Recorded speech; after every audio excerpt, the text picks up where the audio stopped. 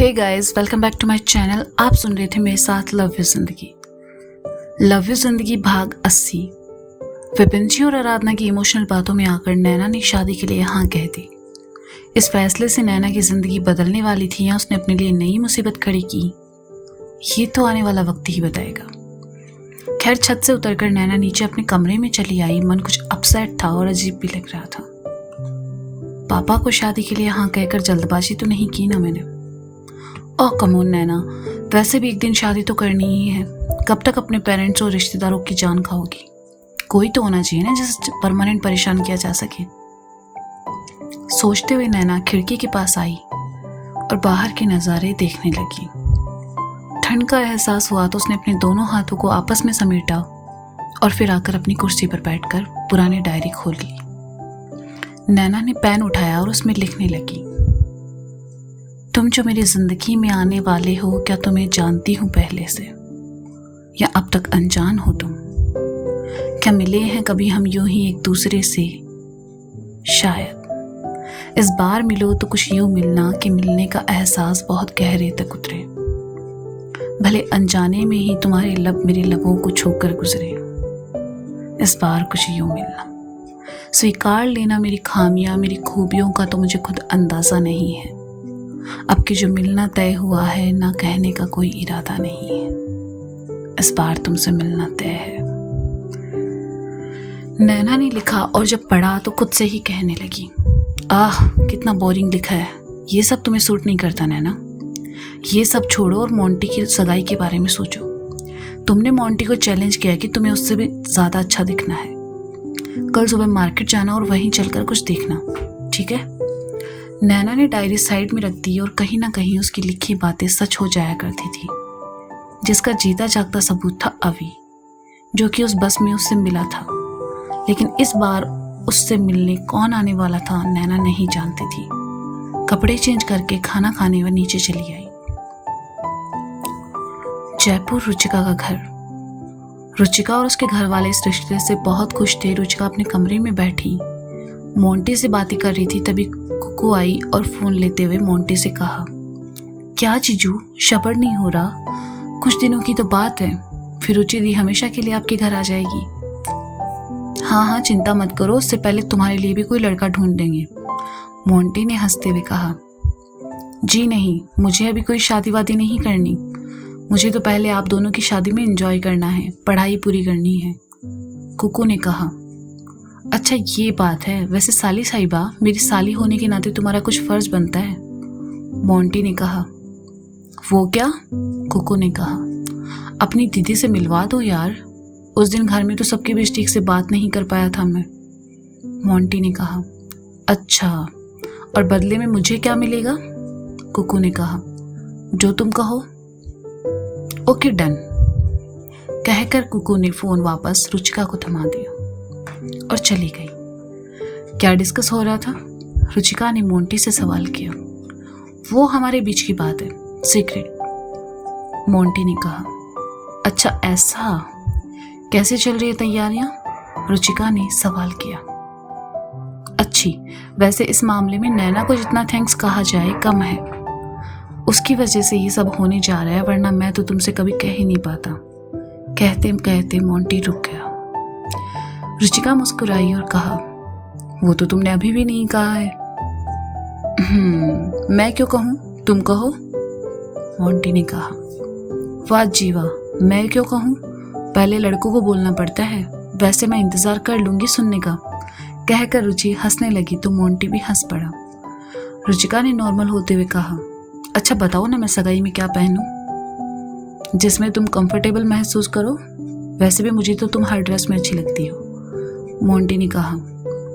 शादी तक मैं वजन घटा लूंगी, रुचिका ने कहा। कोई जरूरत नहीं है, 5-10 किलो और बढ़ जाए तो कोई फर्क नहीं पड़ता। तुम्हें मेरे लिए बदलने की कोई जरूरत नहीं है, तुम जैसे भी हो परफेक्ट हो, मोंटी ने प्यार से कहा तो रुचिका के होंठों पर मुस्कान तैर गई। उसने कहा, मोंटी मैं सोचती थी अच्छा फिगर, अच्छी सूरत, ये सभी प्यार में मायने रखते हैं, पर तुमने तो मेरी सोच ही बदल दी। मैं बहुत लकी हूँ जैसे तुम मिले और नैना जैसी दोस्त मिली। सच में ये जिंदगी बहुत खूबसूरत है। हाँ, और मैं हमेशा तुम्हारा साथ निभाऊंगा। अच्छा, सगाई में कौन कौन आ रहा है? तुम्हारे सब दोस्त भी आएंगे ना? क्योंकि मेरे सारे दोस्त तो मरे जा रहे हैं तुमसे मिलने के लिए, मोंटी ने कहा। हाँ हाँ बिल्कुल, वैसे दोस्त तो बहुत आएंगे लेकिन 3 खास है, उनसे भी मिलवाना है तुम्हें, रुचिका ने कहा। ओके, मिलते हैं फिर, मोंटी ने कहा और कुछ देर बाद फोन काट दिया। इंदौर शीतल का घर। शीतल हॉल में बैठी अपने भतीजे को पढ़ा रही थी और साक्षी किचन में थी। शीतल का भाई रोहन भी अपने कमरे में था। कुछ देर बाद बेल बजी। शीतल ने उठकर दरवाजा खोला तो उसका चेहरा एकदम से फीका पड़ गया। सामने अपने माँ बाप के साथ राज खड़ा था। शीतल की आवाज़ तो जैसे गले में ही अटक गई। उसे समझ नहीं आया कि आखिर राज यहाँ इस तरह क्यों आया है। शीतल, कौन है? कहते हुए साक्षी दरवाजे पर आई। उसने राज को वहां देखा तो गुस्से से उसका चेहरा लाल हो गया। राज दोनों को साइड करके अंदर आया और उनके पीछे पीछे उसके माँ बाप भी आकर सोफे पर बैठ गए। साक्षी और शीतल अंदर आई। रोहन अंदर था। उसने देखा कुछ लोग घर में आए हैं तो वह बाहर आया। राज को देखते ही रोहन ने गुस्से से उसका कॉलर पकड़कर उसे उठाया और कहा, तेरी हिम्मत कैसे हुई यहाँ आने की? राज ने अपनी कॉलर छुड़वाई और कहा, खाली फोकट में नहीं आया हूँ, तेरी बहन से शादी का रिश्ता लेकर आया हूँ। राज की बात सुनकर रोहन ने उसे एक घूंसा मारा और कहा, नाम मत लो मेरी बहन का अपनी गंदी जबान से। पहले ही उसकी जिंदगी में तुमने इतनी परेशानियां खड़ी की, अब ये सब बर्दाश्त नहीं करूंगा मैं। चुपचाप अपने माँ बाप को लो और यहाँ से निकल जाओ। चला जाऊंगा, पहले अपनी बहन से तो पूछ ले उसका मेरे साथ कितना गहरा रिश्ता है। राज ने बेशर्मी से शीतल की ओर देखकर कहा तो शीतल ने अपने कान दोनों हाथों से बंद कर लिए। खबरदार, जो मेरी बहन के बारे में एक और शब्द कहा तो तेरी जबान खींच लूंगा। कहते हुए रोहन ने एक बार फिर उसकी कॉलर पकड़ ली। शीतल को बहुत बुरा लग रहा था। राज रोहन को उल्टे सीधे शब्द बोलने लगा तो शीतल को गुस्सा आया।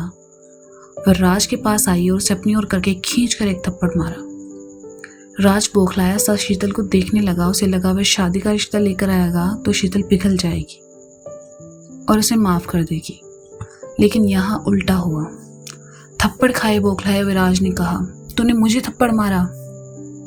हाँ मारा मैंने तुम्हें थप्पड़, और शायद ये बहुत पहले कर देना चाहिए था। चले क्यों नहीं जाते तुम मेरी जिंदगी से? क्यों बार बार आकर मुझे ये एहसास दिलाते हो कि तुमसे प्यार करना मेरी जिंदगी की सबसे बड़ी गलती थी?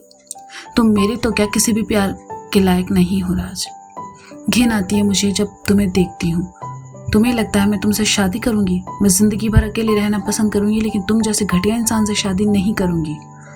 तुम अपनी सारी हदें पार कर चुके हो। आखिरी बार तुमसे कह रही हूँ, चले जाओ यहाँ से। तुम्हारा प्यार प्यार नहीं, पागलपन है जो कि अब बर्दाश्त से बाहर है।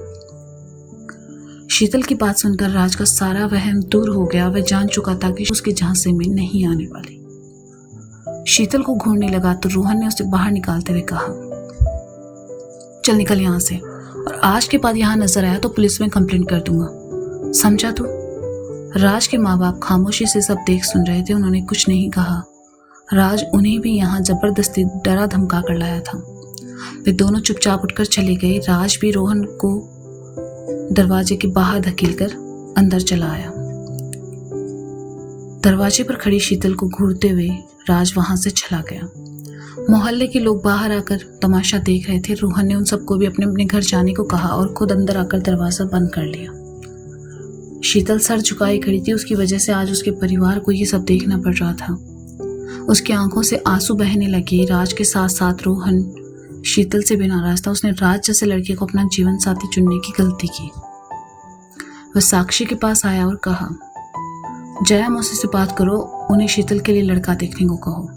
बस बहुत हो गया, रोज रोज की जिल्लत से मैं तंग आ चुका हूँ। शादी करके ये अपने घर जाएगी तो कम से कम ये रोज रोज का तमाशा नहीं देखने को मिलेगा। रोहन गुस्से से अपने कमरे में चला गया। शीतल ने सुना तो उसकी आंखों से बहकर आंसू गिरने लगे। साक्षी ने देखा तो उसके पास आई और उसे गले लगाते हुए कहा, अपने भैया की बातों का बुरा मत मानना शीतल, उन्होंने गुस्से में ये सब कह दिया।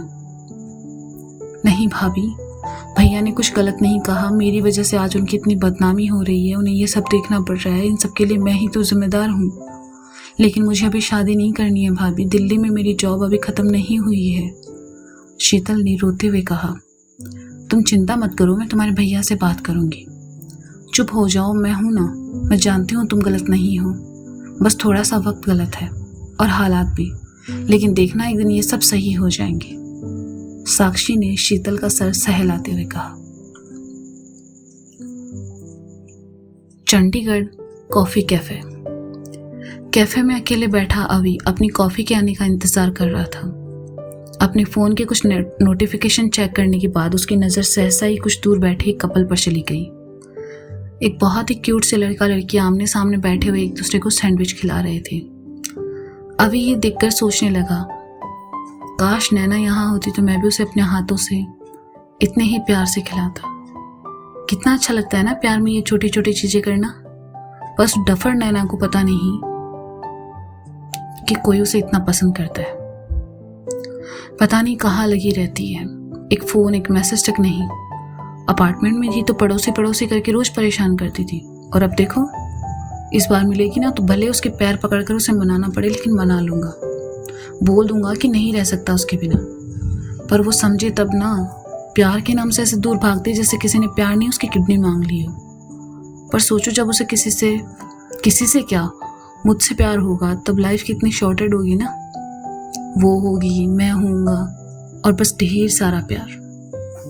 सर आपकी कॉफी, वेटर ने अभी के सामने कॉफी रखते हुए कहा। अभी ने उसे थैंक यू कहा और कॉफी उठाकर पीने लगा।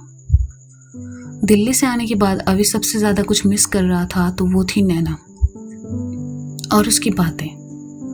भले नैना की बातों से वह प्रॉब्लम में फंस जाती थी, लेकिन अभी को हमेशा उसका साथ अच्छा लगता था। अभी के डैड बहुत पैसे वाले थे, इसलिए उन्होंने अभी का सपना पूरा करने में किसी तरह की कमी नहीं रखी। चंडीगढ़ में ही अभी के ऑफिस के लिए उन्होंने जगह खरीदी और उस पर काम करवाना भी शुरू कर दिया। अभी भी दिन रात अपने इसी काम में लगा हुआ था, लेकिन इस थकान भरे दिन में सिर्फ एक बार नैना का ख्याल ही था जो उसे मुस्कुराने पर मजबूर कर देता था।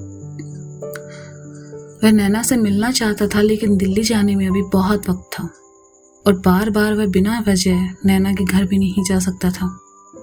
खैर अभी जल्द से जल्द इन छुट्टियों के खत्म होने का इंतजार कर रहा था ताकि नैना से मिलकर एक बार फिर उसे अपने प्यार का एहसास दिला सके। कॉफी खत्म करके अभी ने बिल पे किया और वहां से निकल गया। दिल्ली आशीर्वाद अपार्टमेंट। शाम के समय टेरेस की छत पर अकेले बैठा सार्थक शीतल के बारे में सोच रहा था। दिल्ली से जाने के बाद उसकी शीतल से कोई बात नहीं हुई थी, ना ही रुचिका और नैना से। नैना से बात करने में सार्थक झिझक भी रहा था। उस दिन कितना सुनाया था उसके पापा ने। सार्थक दीवार पर बैठा सामने डूबता सूरज देख रहा था। सूरज की लालिमा चारों ओर बिखर रही थी। ठंड का एहसास होने पर अपने जैकेट को गले तक बंद कर लिया और हाथों को मसलते हुए सोच में डूबा रहा। शीतल के रेफरेंस की वजह से सार्थक को जॉब मिल चुकी थी, उसने ऑफिस जाना भी शुरू कर दिया था, लेकिन शीतल को वो बहुत मिस कर रहा था। जानता था कि वो तीनों यहाँ नहीं है, फिर भी 3rd फ्लोर पर चक्कर लगा आता था। घूमते घामते शुभ भी वहां आ पहुंचा और कहा, भाई इतनी ठंड में यहाँ क्यों बैठा है, चल नीचे चलते हैं, सामने चीज मोमोज खा कर आएंगे। नहीं यार मेरा मन नहीं है, सार्थक ने कहा। क्या यार, जब से वो गई है तब से तू खोया खोया सा रहने लगा है। अब तो ऐसे लगता है जैसे तू पहले वाला सार्थक है ही नहीं। भूल जा उसे, नहीं आएगी वो, शुभ ने कहा। सार्थक ने उदास आंखों से डूबते सूरज को देखा और कहा, पता नहीं यार, पर मेरा दिल कहता है वो जरूर आएगी। मोंटी और रुचिका का रिश्ता तय हो चुका था, लेकिन शीतल, नैना, अभी और सार्थक अभी भी दो राहें पर खड़े थे, इस उम्मीद में कि एक दिन सब ठीक हो जाएगा।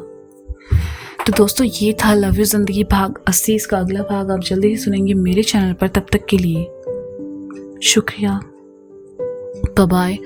अपना ख्याल रखें और सुनते रहे लव यू जिंदगी। और हाँ, ये उम्मीद ज़रूर रखें कि एक दिन सब ठीक हो जाएगा।